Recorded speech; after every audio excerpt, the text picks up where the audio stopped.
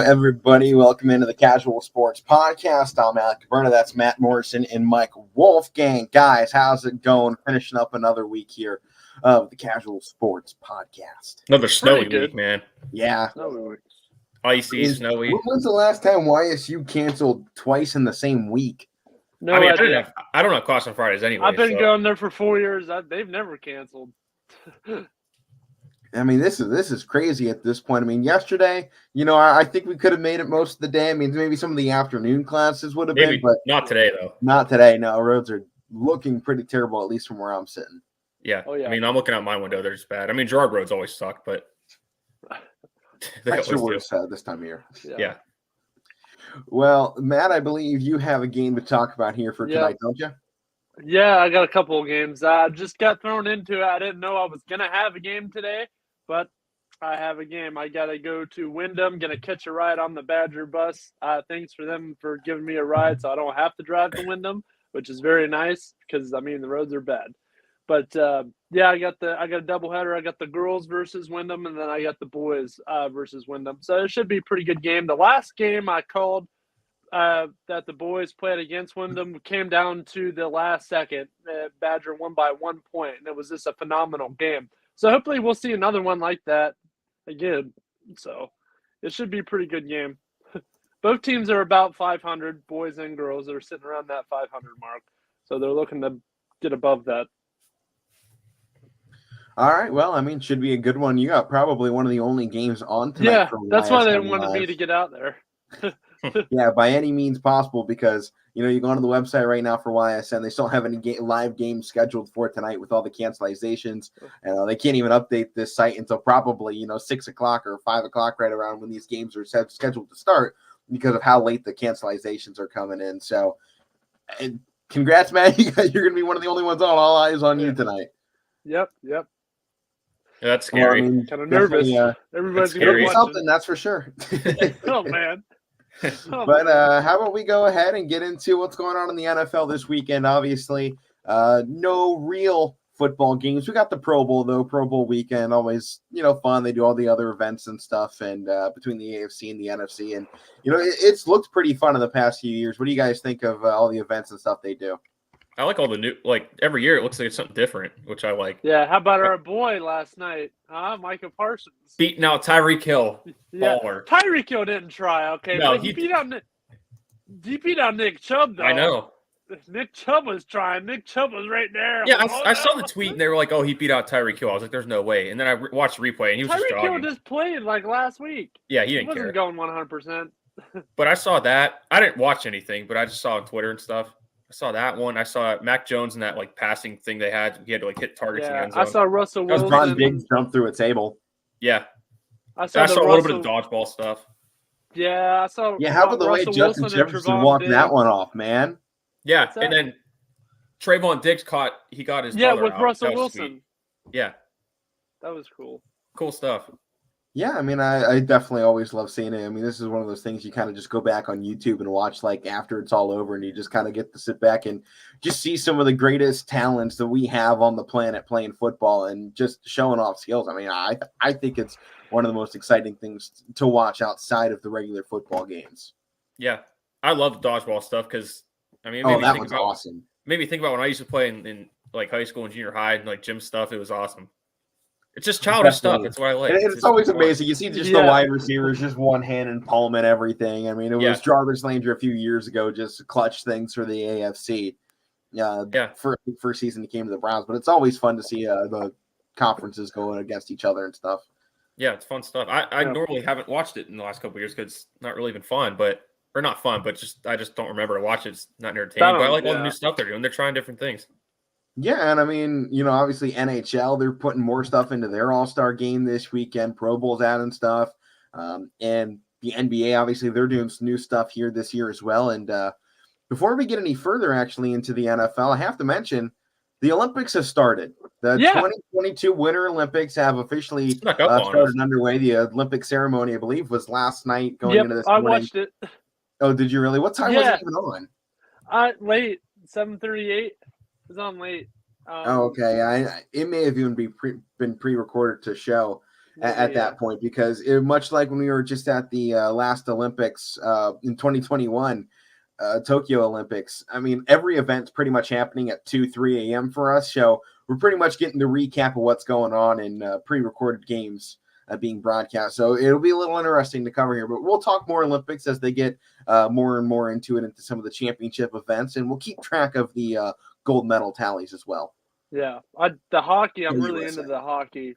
The hockey's going to be sweet. I love that USA hockey. It is cool. And I like how they got all the college guys backing it. But we'll talk about that more. I love the hockey. I mean, I love the bobsledding and the skeleton. Yeah. I even like the curling. The curling is cool.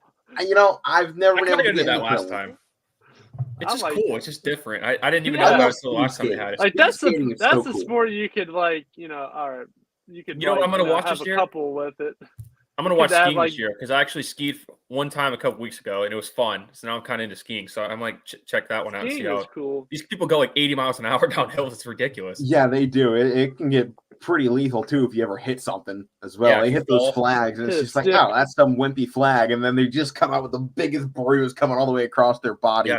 Because of how fast they're going. Yeah, skiing's intense, but you gotta love it. Shaun White's final Olympics as well as a competitor. Most likely going to move into coaching further, but I mean, he's got a chance to obviously bring home some more goals. You got to love snowboarding as well. I mean, we just had the X Games a couple of weeks ago out in Colorado, and now we get to go to the Olympics where you pretty much see the X Games and then the Olympics over here, which are just 10 times better sometimes than what you get because you don't get the top athletes in the X Games anymore because they've all moved over to the Olympics because you can get in so young. I mean, Chloe Kim last time out was 17? Competing in her first Olympics I think so. 2018.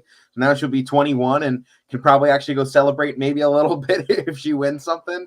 A lot of the COVID restrictions still, there's not a lot of going out afterwards. But, I think maybe one of the coolest parts of the Olympics now at this point is all the behind-the-scenes stuff you see from players on like TikToks and social medias showing off what they do. And, it's pretty cool to see the life of an Olympian behind the scenes. Yeah, it's fun. Definitely young at that age. I like the whole process of it, They perform well. It's like they're kind of limited in how they can celebrate. Because they're 17, that's how young they are. Definitely a lot of young talent. Go Team USA in every sport. Always. And, also do they still do the bobsledding? Yeah. All right, sweet. I got to watch Cool Runnings to get ready. Yeah, right. No, you got to watch it after the Olympics at this point because it's already started. Yeah. But I mean, definitely should be a big one. We also got to mention here, I believe, U.S. men's national soccer team, I believe, has qualified for the World Cup here in 2024 as well already. So go Team USA, winning across the board. Yep. I think they just narrowly got in. They had to beat, I think it was Honduras in the final round of the World Cup qualifiers. But, hey, they made it. Finally good to see after getting knocked out by Trinidad and Tobago a couple years ago. All right, well, let's get back to the NFL Pro Bowl. Obviously, nothing major out of this. We're not going to see guys going 110%. And, Tom Brady was selected his 15th Pro Bowl. He's not obviously retired, so probably won't be playing in there. And, you're going to see a lot more of time like that. What? Yeah, that'd be fun. One more time. Yeah, right. Just throw him out there, see what happens. Of course, that'll be when he gets like the injury of all injuries, but snaps his leg in half or something, and it's gruesome. Terrible way to go out. I don't think that's going to end up happening. But I think he'd have time to recover. I mean, you won't have to worry about playing anymore. That's what I mean. So yeah, I don't know. Well, I guess we'll see whether or not he goes out. But obviously, a lot of selections from our teams. You probably won't see too many of the players from the Super Bowl compete in this game. Jamar Chase, Joe Mixon, Trey Hendrickson, all for the Bengals were selected to the Pro Bowl. A lot of times you don't really see those guys get much action. They may take a snap or whatever. But, Pittsburgh, Matt, and what, you guys got 2 guys going right now? TJ Watt and Cam Hayward? Hayward and Watt, yep. Okay, then my Browns, we got Petonio, Garrett, Chubb, Teller, and Denzel Ward. Gotta love that right now if I'm a Cleveland fan. We don't get to the Super Bowl, but hey, we got 5 Pro Bowlers. Baltimore's got a ton of guys out there, and the Patriots, Dolphins, and Bills pretty much make up the rest of the AFC section. There's not a lot of guys from other places besides Indianapolis. I mean, look at their lineup that they're sending in. Jonathan Taylor, Quentin Nelson, Ryan Kelly, Darius Leonard, DeForest Buckner, Kenny Moore, and Luke Rhodes.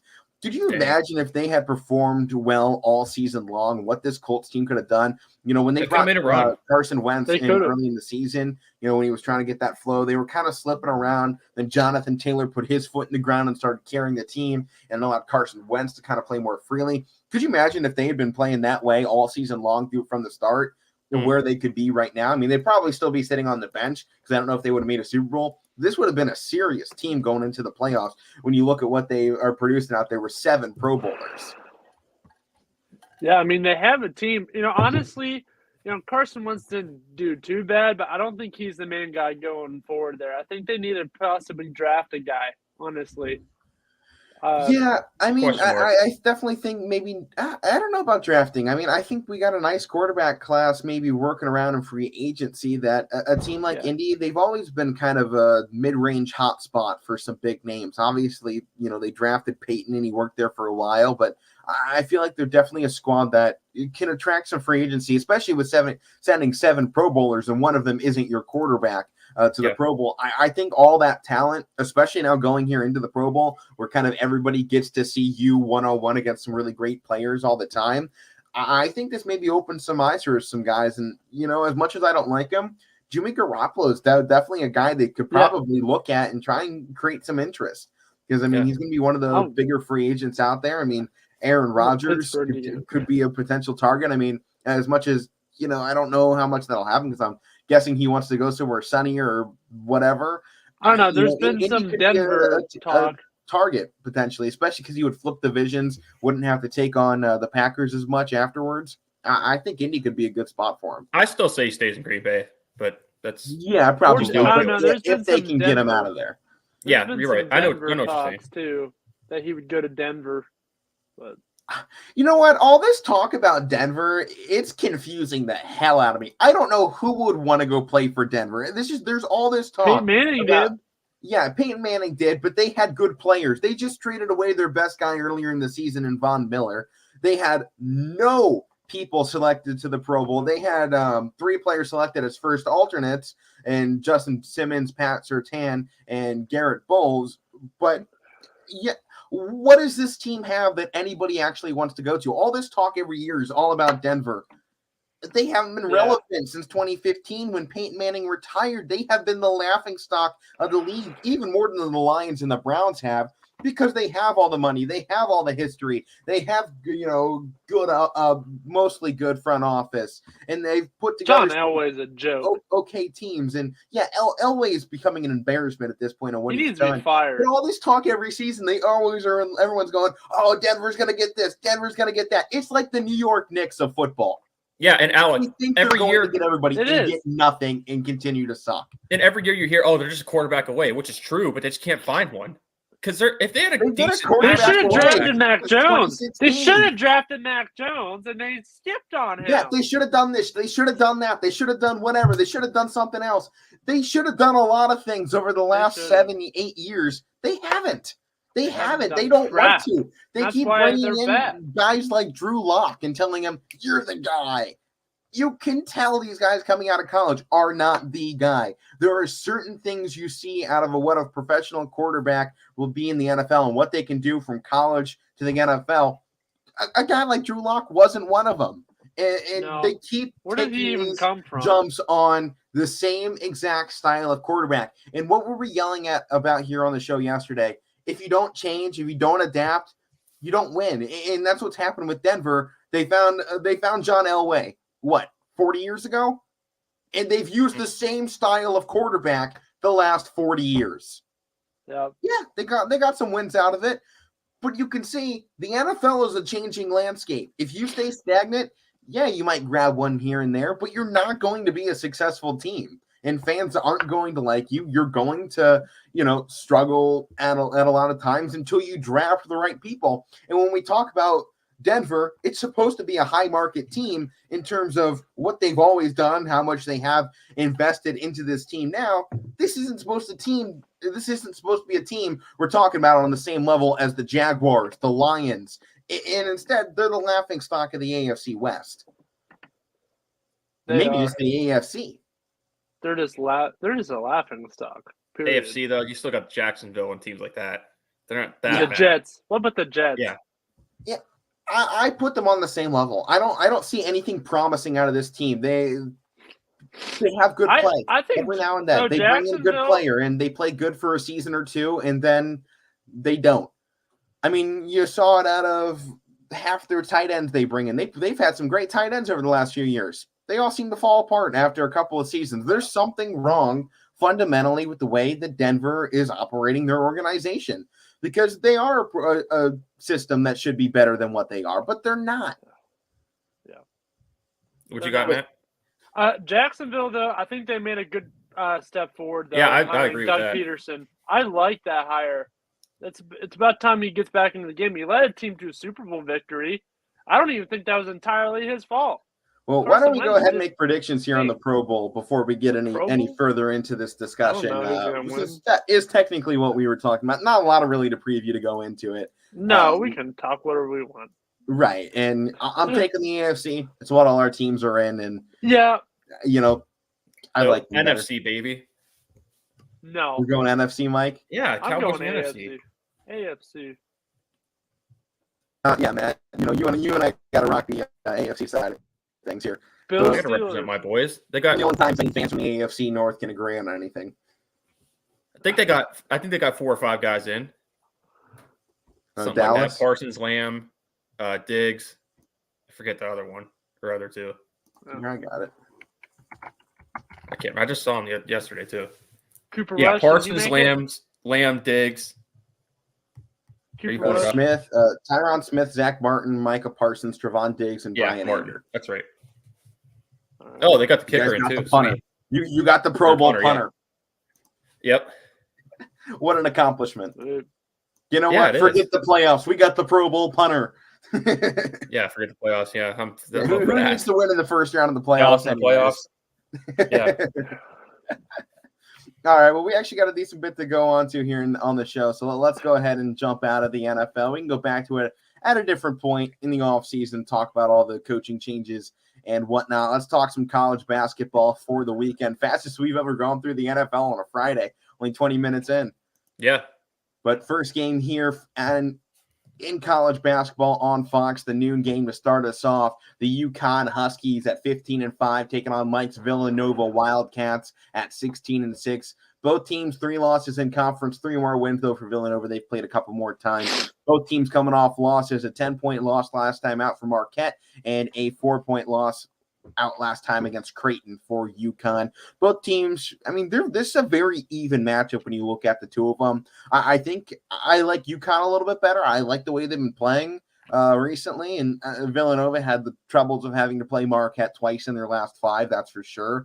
But I definitely think UConn may be a sleeper team right now out of the Big East.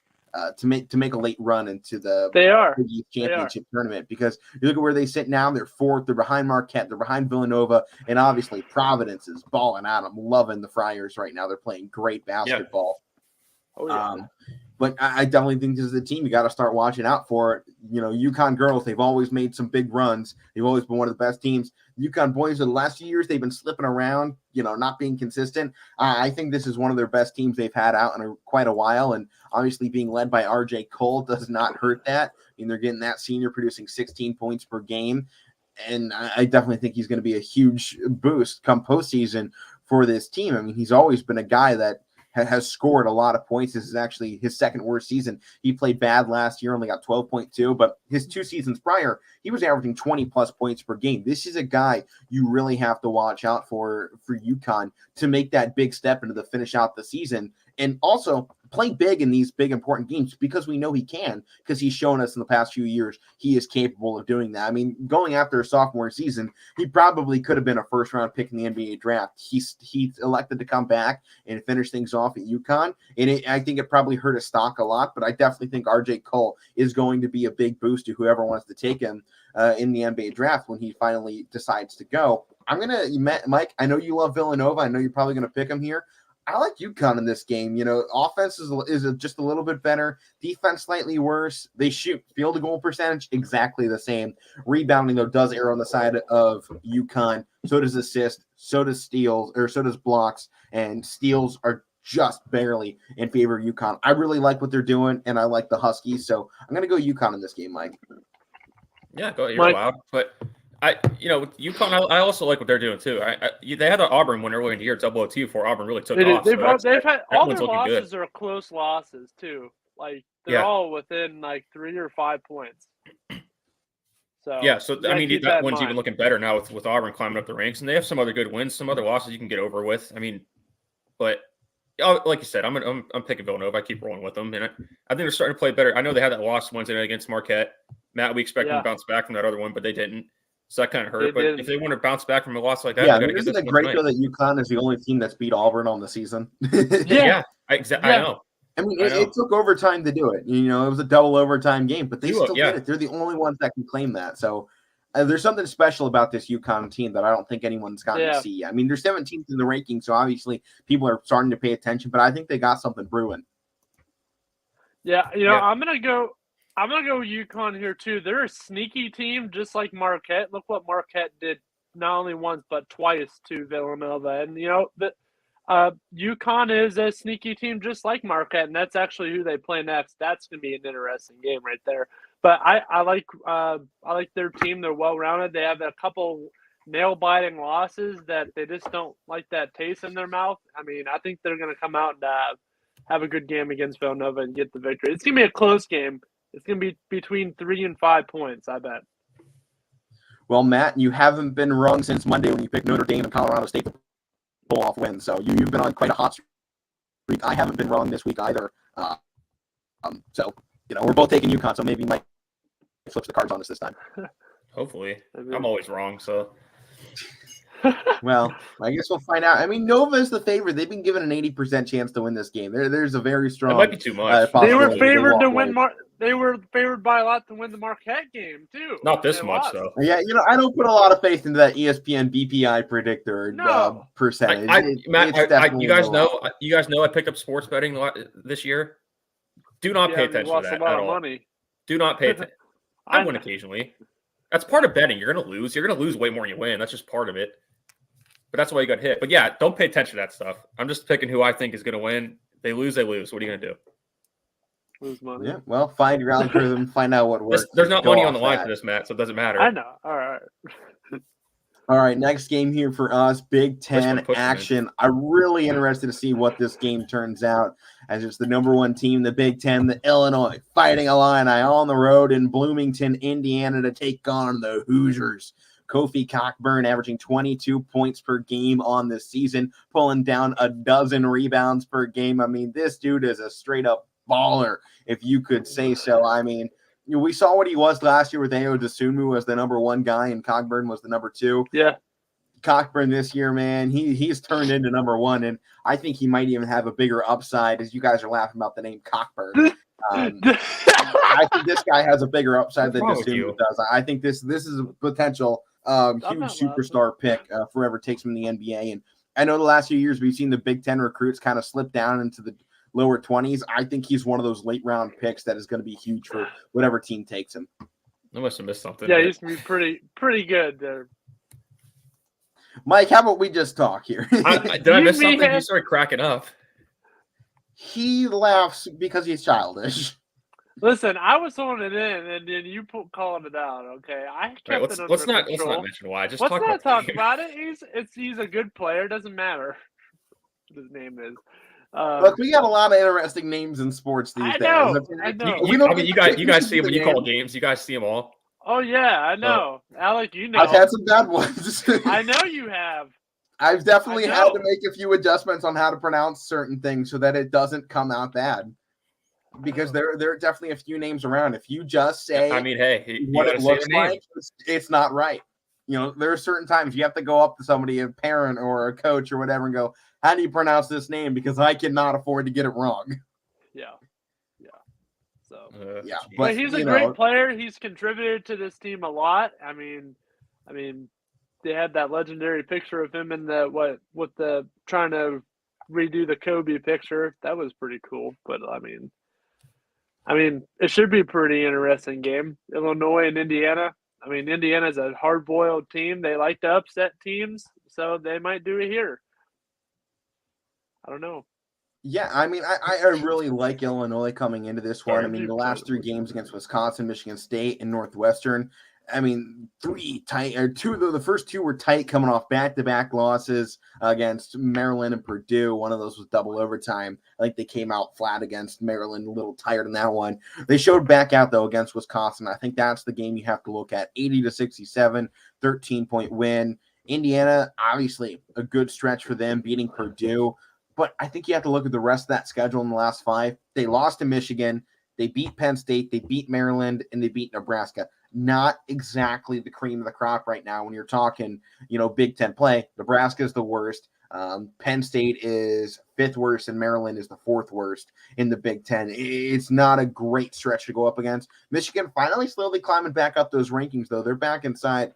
Looks to be 7th right now in the Big Ten. They're climbing back up a little bit. Might be a team to watch out for Big Ten championship tournament time to make a sneaky run. I was just saying that the other day. You always have to watch out for them. By the way, you just said Michigan. Yeah, I say it every now and then. Hey, when it was rivalry week, I was being cautious. Yeah, but then after that, you kind of continued it because you're a little salty. But it happens. I'm kidding. No, yeah. I'm kidding. It's just weird. Yep. So moving on. Don't mess with the producer, Mike. Hey, it's Friday. It's Friday. We're messing around here. Half an hour. What do you guys got for this game? I think Illinois probably defends it here, so I'm gonna roll with the favorites in this one. I like the Fighting Illini. Me too. Yeah, I'm gonna roll with them. But I really want to take Indiana. But I think the Illini. Do it. Nobody's stopping you. No. I'm picking Illinois. You ain't got the cojones to do it. Next game, hey, Baylor. I hate that. You're like, I'm going to do this. And then I hate that. Who's like playing? Who? Baylor in Kansas on the 5th, 4 p.m. game. Should be a huge one. I'm very interested to see what Agbaji does against this Baylor defense. I mean, he's a guy averaging 20 points on the season. He's been straight up balling. Their only recent loss to Kentucky, and Baylor obviously losing to Alabama in their last 5. I definitely think Baylor's been slipping up. This might be their final chance to prove something down the final stretch to earn one of those final 1 seeds of the season, depending on what else happens. I mean, you look ahead for them, they're going to have some tough matchups. They got Texas, Texas Tech, Kansas again, Texas, and Iowa State left on the schedule. But there's something about the way this team's kind of been falling apart. It almost feels like that. I don't know how much confidence you have in them anymore with what's been going on recently with the way they've just kind of been slipping up. Yeah, and this is a tough game, too. And if they can get this one, that should boost their confidence back up. But, I mean, Kansas, they can still make a run to get a number 1 seed. Honestly, I mean, I know they had that big blowout win against Kentucky last week. But, yeah, I mean, they get a win like this and get some other momentum, they can be a number 1 seed. But Baylor's got a – This is their 4th straight game against an AP top 25 team. They beat Texas Tech in double overtime. They obviously got blown out by Kentucky, who was on one of the hottest streaks they've had all season. They beat Iowa State by 9 just 3 days ago on Tuesday. And now Saturday, they got another top 25. And then next Monday, they have another top 25 game against Texas. So, I mean, this is the meat of their schedule, and they're rolling right through it. To me, I think when you get to that point, they have so much confidence and they're rolling so well. I don't know if you pick against them coming into this because it's just how strong they've been playing. I mean, I think Kentucky had the jump on them because Kentucky was just on the hottest streak they've played all season, like I just said. I got Kansas in this game to take down Baylor. You asked me that 3 weeks ago or 4 weeks ago. I'm telling you, Baylor, no way they're losing. This last month to me made me question what this Baylor team is and what they actually have out there. They've started flipping up. I mean, 2 losses in conference play, and conference play started in January. So they took that loss in the SEC Challenge. Kansas lost it too. These are the top 2 teams really of the Big 12. To me, I put Kansas higher in my rankings. I have to stick by that. If Baylor flips it, that's fine by me. I'm perfectly fine moving those 2 teams around. Rest of the season, keep flipping back and forth. They're going to have another matchup later. But to me, I got Kansas as a better basketball team right now. Yeah, I'm going Kansas here too. I mean, they're in Kansas too. I mean, that's a very hard place to go. And it's one of the hardest there is. It has to be. It has to be. But, man, Kansas has that team. And, yeah, I think Kentucky's a really good team too. Man, I'd love to see that rematch right there, Kentucky versus Kansas. That'd be great. Yeah. I think, but like you said, Kentucky was just on that hot streak. they were just on that hot streak, and they came into Kansas with everything going high, and they just carried it.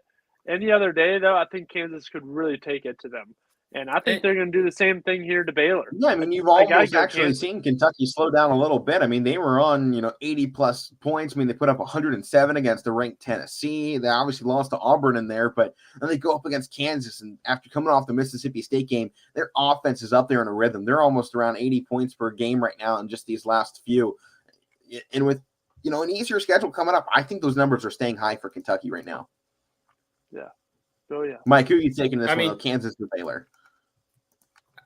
I'm going Kansas because, like you said, a couple weeks ago, I wouldn't have said this, but it's Matt, you just talked about Kansas being one of the tougher environments, which it is in college basketball. Oh, yeah. I'm kind of worried about Baylor going into this, and that's another thing I wouldn't have said a couple weeks ago because they've been in big environments and big games. They just made a tournament run and some other big games in the Big 12 early in the year, but I'm just worried about the confidence right now. And can they get a win like this? Yeah, I think they can. They still can, but I question their confidence going in, so I'm going to take the safe pick and go Kansas. They can get it. The question is, do they want it more than Kansas does? Or are they mentally locked in like they were to start the year? I always say, when I'm on my broadcast, and actually this is something Coach Deidre Watson of Liberty told me earlier in the season. No one is, unbeatable. Every day, we got the same chance they do to win or lose a game. It's about who wants it more and who can go out there and do it.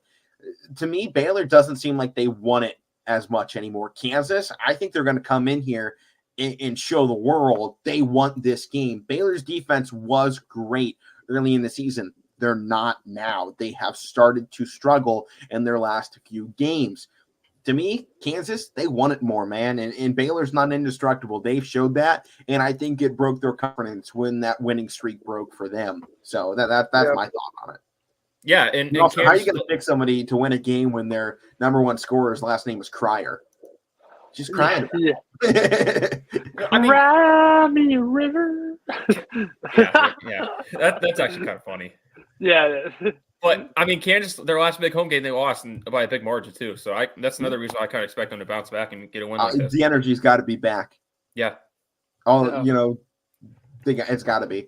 Next one up, another Saturday game. Hopefully this one's going. It's out there in New Jersey. They're supposed to get slammed even harder than we were here in the Midwest by this big storm. So hopefully this game still goes on because it's the Rutgers Scarlet Knights hosting the Michigan State Spartans. I'm going to go quick on this one. I like Michigan State to win it, but I think Rutgers gives them a shot here.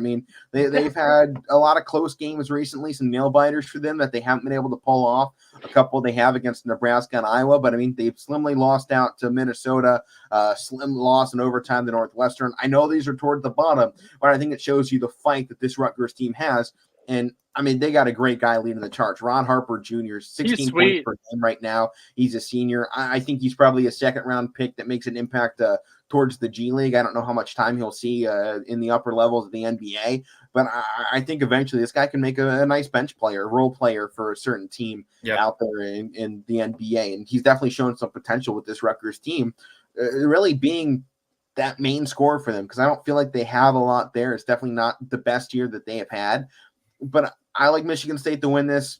They're just the better team, I think, overall. When you see them scoring 74 points per game and their leading scorer only has 13, you see balance. And when I see balance like that, I see a solid team. That's what we were seeing with Baylor for quite a while there, and their ability to keep things spread out. And I think that's what makes them the most dangerous team at this point of the season, potentially in the Big Ten, and why they've kind of been able to hang around despite a loss or two here, and they sit in second place in the Big Ten, and we're talking about teams like Purdue and Wisconsin over them. I like Michigan State just as much as I like Illinois right now in that top 10.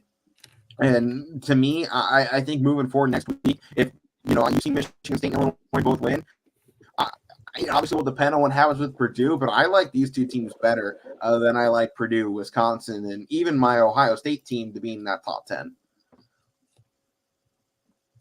Yeah. But I got Michigan State. I got to go Michigan State here, too, but you never know what can happen. Rutgers can pull something out. They did it against Purdue. Huh? That's why you have to at least look at everything like this. Oh, yeah. Man.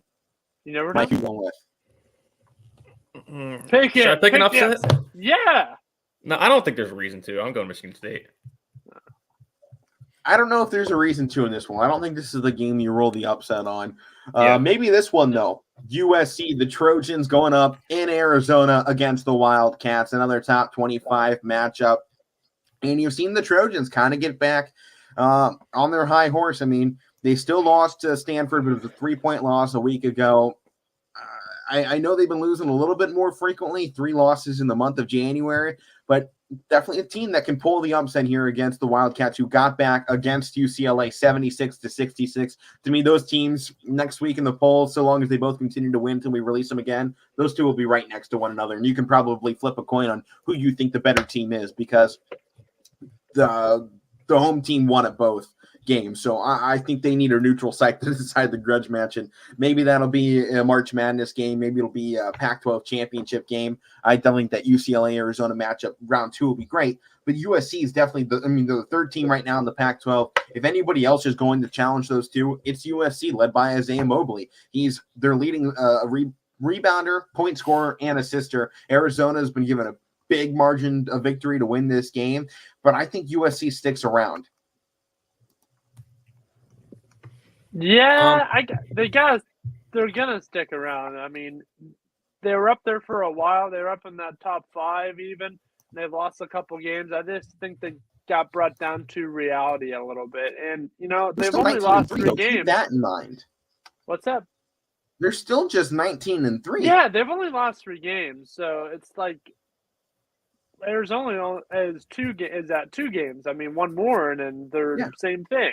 So it might be an upset here. I'm still thinking about it while I'm trying to think of something to say. But keep in mind, 2 USC's losses came to one of their rivals in Stanford, who somehow upset them twice. So clearly, there's a matchup disparity there that allowed Stanford to win. So I think maybe you have to take that loss, with a little bit more grain of salt, because they're the only team that's been able to do that, do what they did to them. Oregon, they got a nice win in there. You have to give credit to what Oregon's done. They're a good team this season as well. Not at the caliber of these other 3 Pac-12, but obviously getting the win over the team right above them in the Pac-12 standings, helps them out. But USC, to me, they're that number 3 team. They're a solid number 3 team. I think they're a solid. As you see the Big Ten, what their top 4 is presenting, I got USC on a similar path as Wisconsin right now. They're kind of on a slide, but you challenge this team, they're going to step up. Yeah, but, I mean, Arizona, they're a solid team. They're solid. I mean, they beat the heck out of Stanford. Oh, I'm taking Arizona in this game. 100%. I'm taking Arizona too. I'm taking Arizona in this one. I like that, Mike. We called it. They came in and really took care of UCLA. They won. Yeah, I saw you end of it last night. That game they lost before to UCLA was just a fluke game. They just caught them off on the right. They caught them on their off day, and that's why they won. Now they're back on it. They're on that. Yeah, Matt, I told you they were going to have a bad shooting night twice. Yeah. So gotta go Arizona here. They're strong. Do you think they come off the high a little flat though against USC? Potentially. Maybe that's the question. That's kind of why get that one back against UCLA. Yeah, we're the man. We got this. Woohoo! And then USC, we've seen a lot of Saturday upsets in college basketball. Question mark here. Do they come out flat? You know what? I'm actually going to pick it here. I'm going to pick it. I'm going USC. I like that pick on the upset. I just really like the way Arizona plays basketball. I do too. I like the way I watched the last 5-6 minutes last night, and I like the way they were closing it out. But you just said it. Team. That's what's underrated about them. Yeah, and you just said it. There's Saturday upsets. Is this one? Yeah, Saturday. Potentially they come off a high like that. I'm not saying they will, but I just feel it coming. I feel an upset for the reasons you just touched on. Maybe we'll see another one here. The Duke Blue Devils and rival UNC, the Tar Heels and Duke, man. This is one of those great matchups you got to tune in every year. Obviously, this is a matchup everyone's been waiting for. The 1 versus 3 in the ACC. Was that? It's his last trip to Carolina. Yeah, it is. I mean, back to Chapel Hill. I mean, Banchero and Bako of UNC as well. I mean, these guys probably going to put on a show. I mean, they've both been dominating points and rebounds. Those two are going to be fighting all night long. And I know Banchero is the top pick in the NBA draft at the moment, projected most likely top 3 at least. But I think this other guy, Armando Bako of UNC. I mean, he's a junior. He's 6'10". He's averaging nearly 13 rebounds and 17 points, shooting 60% from the field. I know he doesn't have the outside shot like Banchero, but I definitely think he's going to give him a run for his money. And I think if you have to give an NBA analysis of any one guy, this is the game to do it. See how Banchero plays against a guy who I would kind of say is of a similar status as he is at this point. I mean, they're both 6'10". They're both, forwards. They're a couple years in age between the two of them. And obviously you got Banchero from Seattle. You got Armando from Richmond. Two sides of the country coming off. These are two of the best players I think you got this season. Yeah, and just to be a little funny, because I was watching that Arizona game last night, and Bill Walton was on a call with what's his name, and they were talking about Duke and Carolina, and somebody asked the Carolina fans, like, what do you guys have in store for Coach K versus last trip there? They're like, we don't care. We just want to win the game, which is funny. Yeah. But, yeah, it's interesting, Matt. I know you love this matchup here, and it's always very much so. This is one of the best ones. Oh, definitely very much so. I love this matchup. And I mean, you have to look at least for UNC. They have 6 losses on the season, but 2 of them at the beginning were to Purdue and Tennessee, and they lost by double digits. Yeah, but then they got wiped out by Kentucky. So when they've taken on their best teams, they have lost. They lost to Notre Dame. Then they slipped up in conference play to Miami and Wake Forest. But definitely a team you got to watch out for. Duke is going to be the most difficult task they will face all season long. You know that with the rivalry, the intensity between these two schools. If you're going to pick an upset for me, this might be the one to go with. I'm going with it. I got. You're going against Coach K in his final trip down. I'm going Tar Heels. They're in Chapel Hill, man. They're in Chapel Hill. I'm rolling with the Dukies. I like Duke and North Carolina. A lot of people. I mean, those are like my 2 favorite teams right there. But I like North Carolina just a little bit more. Oh, but in college basketball, at least, I like those teams. They're cool. Because you say that you like the colors. The colors Matt goes, oh, this is one of my favorite schools. It's one of Matt has like 20 different teams college basketball. No, I don't. You're like, oh, I like Kentucky. Or yes, I like, you do. You're like, I like Carolina's colors. Kentucky, I like the team, but I'm not gonna go out. I mean, I'd pick Duke over Kentucky because I like Duke. All right, in this game, I mean, those teams I like are these teams and Loyola. No, whatever. Okay. You don't like Penn State at all? I'm not more than football. That's my football team. I don't know. It's complicated. You're supposed to rep the schools, Alek. Teach him that. No. Matt's just a bandwagoner. He just jumps on whoever's good. I'm not a bandwagoner. I like these teams since I was a kid. just like I said, just like him liking Pitt in football. Come on now. I like Pickett. He likes them because they're good. Oh, it's all Pickett. I love Pickett. Uh-huh. Yeah, two years ago, he was like, oh, I hate Pitt when they suck. No, I never said that. Oh, my gosh.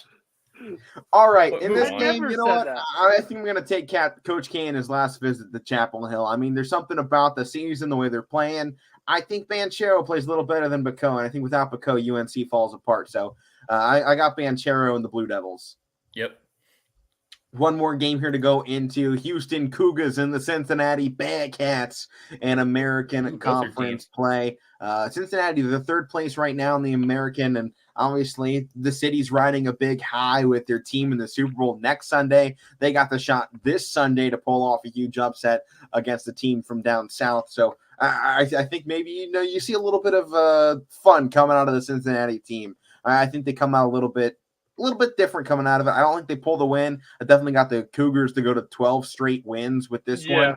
But I definitely think Cincinnati at home, you got to like them a little bit, though, to potentially make this a nail biter for Houston. I don't, honestly. I don't see it. I don't think it's going to be a nail biter. Houston's going to run. Hey, Cincinnati's both your teams, though, Alek. What? Here's both your teams. An Ohio team, I know you kind of liked them in football this year because they went good. And I know you've been liking Houston all year. I like Luke Fickell. Yeah, he's cool. I mean, I like Houston. I've definitely been kind of on a Houston high all season with the way they've been doing. I like what they've been showing out. But I think maybe the one thing you look at this game and you see Cincinnati's defense, they're only allowing 63 points per game. That's one of the lower marks. Houston is obviously only allowing 57, which is insane. And they're both scoring, Houston has a 7-point edge in that category or 6-point edge in that category in scoring. But I think Cincinnati being at home with the energy right now that Cincinnati is feeling, Depending on how people are going to be able to travel out there by Sunday, I don't know the extent of how bad the winter storm was out there. I imagine the melt will be a little faster since they're a little farther south than we are. And that area of the state normally does melt off a little bit quicker. I hope they can get a full environment in Cincinnati because we saw in football season how electric this place can be. And in a Fifth Third Arena, 12,000 people in there, I think Cincinnati can create a ruckus environment that Houston won't have seen all season long, especially with as many home games as they have. I don't think Cincy pulls the upset, but man, I think they give them one hell of a time. I hope so. It'll be fun to see. Definitely here. And let's move on to the NBA. No NHL stuff to go into for today, but the NBA first game we're going to predict, and we'll finish out the show talking some Cavalier basketball as they had somebody put into the All-Star game finally, not named LeBron. But first game we're talking about here, the Philadelphia 76ers and the Dallas Mavericks. Both these teams are playing great basketball. I think the Mavericks really have been one of the biggest surprises of the season with kind of how sluggish they've been these last few years with Doncic and Porzingis. Obviously, those two have always played great, but I think you've kind of felt just a lacking of chemistry with that team. They are coming off of back-to-back losses against the Magic and the Thunder, so they are starting to slide, and I think you have to worry about that going up against the 76ers, who are on a one-game losing streak, but other than that have been a very strong team, even without their second-best player in Ben Simmons. I mean, they're a third seed right now, and they're definitely a team to watch out for. What do you guys think out of this one, 76ers and Mavs? I like it. I think both these teams are kind of flying under the radar. I mean, Dallas kind of has been. Up until like this past week, I've been looking at the record standings. They're hanging around, and Philly has been too. I mean, they're in conversation right now for one of the best teams in the East because Brooklyn, we don't know what's going on with them. And they don't have Ben Simmons either. And they don't have quite Ben frankly, Simmons. I don't think they need him. No, I don't. They've proven that so far. They're 11 games over 500, and they're not. I think they're right there with the number one seed right now. They're a game out of first. Yeah, and Joel Embiid's playing another MVP level type season, obviously because he has to. And I think it's an interesting matchup tonight. It's on ESPN tonight, so I mean it's a late one, but I think both teams are kind of one of the more crazy things about we have in basketball this year. When you just said 76ers are a game out of first with a record of 31-20. Yeah. And then you look over to the West Conference and you got the fourth seeded team, the Utah Jazz, at 31-21, and they're 10.5 games back of first place to the Suns, who finally lost last night, by the way. They got taken down by the Hawks, 124-115. Trae Young saved that game. Yes, he did. He put up 43 points in that game. But you got to give credit to Kevin Huerter and John Collins for each getting 19 of their own as well in that game. But back to our one here. Mavericks and 76ers. What are your guys' picks on this one? Mike, why don't you lead things off? See if Matt's theory holds true. Well, I shouldn't be allowed to pick Dallas games because I would get made fun of. But that's why I put you on the spot first. I like Philly to win it. I'm not saying this just go against Matt because Matt always gets on me, but I like Philly to win this because I think they're playing better basketball right now. I don't always trust Dallas because they have too many injuries. I think they're healthy tonight, but I just don't always trust Dallas. What's that? You can never trust a team from Dallas to win a game. Well, that's true. Yeah, but I just don't trust the way I think they need to get somebody else at the deadline too, another third option guy, not a star, but another scorer that can get them some points. And until they really get that, I'm not. It just depends on which game who they're playing right now. But I like Philly to win. I think they're playing better. Yeah, I got to go with Philly here too. They're playing a lot better. I like what they're doing, and they don't have one of their superstars in Ben Simmons, and they're still playing key championship basketball. Honestly, so I got to roll with them. Yeah, definitely. I'm taking 76ers as well. I think they've been better in their last 5. They're definitely starting to come up a little bit more as well, sneaking into that conversation for the 1 seed. And obviously, our top 5 seeds in the NBA are all a game and a half away from first place. It's wide open to finish out the season after. I think we hit that All-Star break. I think it's going to be a sprint to the finish line. And I think the 1 seed out of the Eastern Conference isn't going to make it very far because they're going to be exhausted from the run they have to make. Yeah, and you just said Philly's a game out. Cavs are 5th, and they're a game and a half out. That's how tight the Eastern Conference is because there's really no dominant team like the West. Yeah, I mean, our dominant team has been plagued with injuries in the Nets. They've played a total of 3 games where they've had all of their superstars, and they're still favored to win it. Yeah, and the champs, too, the Bucks. I mean, they're kind of in the same boat. Definitely. All right, let's talk one more game here. Cleveland Cavalier basketball. They got the Charlotte Hornets tonight. Obviously, we don't make picks on the Cavs because everybody knows which way we'd go. Not really fair. Yeah. So Cavs, they're in Charlotte tonight. Should be a good one. I mean, they've been coming off some tight games. I want to see them get back in the win category, losing 2 of the last 3. I mean, we were going for some really great wins to now we lose to the Pistons and the Rockets. It's definitely not what you want to see in that tight game against the Pelicans. I hope with the All-Star nominations that they just received for Darius Garland and I think Jared Allen named as one of the reserves. No, he's not. He's going to be one of the replacements. So he still could get in because I think one of the replacements. That's what I meant. Yeah, but I hope it kind of lights a fire in them, and they realize, hey, we got the superstars to do this. Let's go do this now because you don't know where you're going to be in 2 months' time. You got to win it now because hey, come a month, maybe Garland gets injured in that All-Star game, and you got to go a month without him. You got to go a week without Jared Allen. You got to go 2 weeks without K Love off the bench. You got to go with this, something they've been dealing with all season. You got to win games when you have your roster at as near full strength as possible. And that's just something that they have to get through right now of not having these letdowns against these bad teams because I think they got cocky. I think this was their reality check that, hey, we are not Golden State. We aren't the Suns. We're still Cleveland. We were a bottom feeder these last 3 years since LeBron has left. We are still a bottom feeder team that is having a damn good season. We need to act like we don't belong here, and we need to act like we have to win these games. Because nothing's a given in the NBA. You need to win this.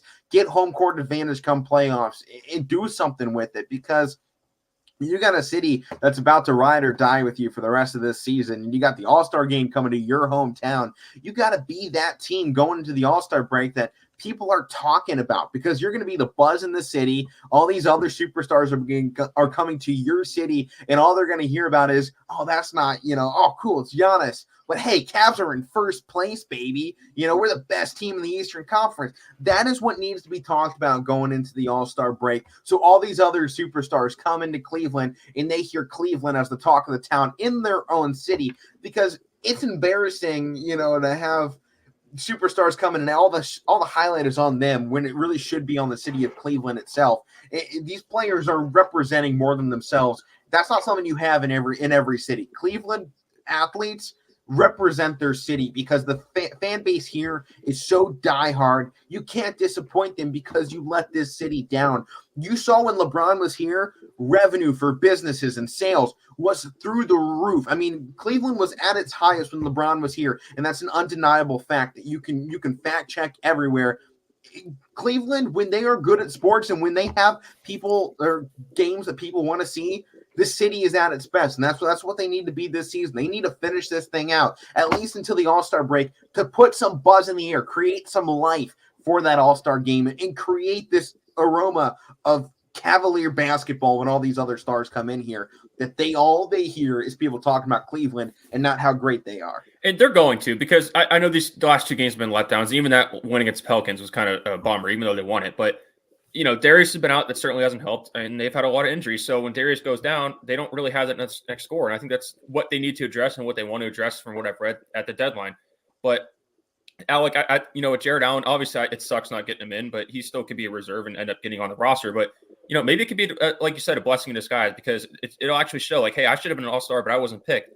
Let's use that as fuel to like get this going a little bit because I like how Darius Garland said that because he played in that Piston loss on Sunday. That was a reality check for us because we just come off that high against beating the Bucks. Next game against the Pistons, we think we're better than ourselves. So, yeah, I at least they know that too. And it, like I said, it hasn't helped these last 2 games with him being out, but at least they recognize that. Like, hey, this should be on paper an easy stretch of games for us, but we struggled to start it out. So, we're just going to blow everybody out like we have been. Yeah, because like you said, they have been bad. So it's their first time getting good. Let's see how they respond to some adversity. Matt, any thought on the Cavs? I mean, I just hopefully they can keep it up and keep going. They will. They had a couple hiccup games, so I just like to criticize. I know. Yeah, I know. Hopefully they just get the All-Star break, get a little break, and come back fresh. That's all I'm just hoping right there. We can't all be positive on this show here, but let's go ahead and finish I'm off always the positive show on my teams, except the way we always do. For the week, highlights of the week. Mike, why don't you go ahead and go first for us here on the show? I feel like Matt and I always start this thing off. We'll let you. I'll go quick since we're talking about the All-Star game and the Cavs. I'll go Darius being selected last night. I think it's well deserved for him. Matt? How about just laying around the past couple of days and not having to go to school? That was my honorable mention. Didn't have 2 days off. Well, I think this one's obvious for me because there's a team from my state going to the Super Bowl. I mean, I know it's not Cleveland, but there's something about it. You just got on mad about this. Hey, there's a team from my state going to a Super Bowl. That's something this state hasn't had. This is something we have not had in a long time. Is any team doing something like this? I mean, they're both with the Bengals. Just saying. Yeah, you know what? I don't see much of a rivalry with any team. The Browns. I mean, what's the only rivalry the Browns have has been with winning. So, to me, yeah, exactly. I like it when a team from the AFC North wins something because it shows that hey, you know what? The Browns get our ass kicked by good teams. So when you got the Bengals going there, yeah, okay, my Browns beat them twice this season. I can feel good about that a little bit because I know how good that team was and I know how good my team could be.